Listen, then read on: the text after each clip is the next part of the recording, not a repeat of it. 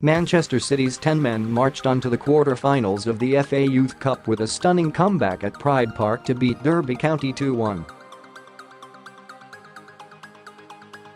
Beginning the game without a natural striker, the Blues required another reshuffle midway through the first half when Jayden Braaf was forced off with what looked like a dislocated shoulder. Tyree Wilson fired Derby into a deserved lead on the stroke of half-time from the penalty spot after captain Eric Garcia had fouled Louie Sibley, and Felix Nmecha's straight red card for dissent on 55 minutes appeared to have made the task even harder for Gareth Taylor's side.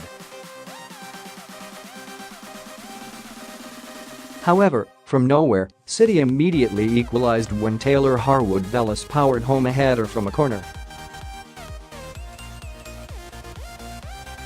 And Jeremie Frimpong put them ahead just minutes later with a finish to match the electric pace that had carried him into the box. Stunned at the smash and grab, Derby recovered to pile the pressure on for the final quarter of the game. City, though, dug deep in the sub-zero conditions as Derby lost their heads. Eiran Cashin's red card came at the start of 6 minutes of injury time, and then Jason Knights saw the home team finish with 9 men, with both reds for dissent.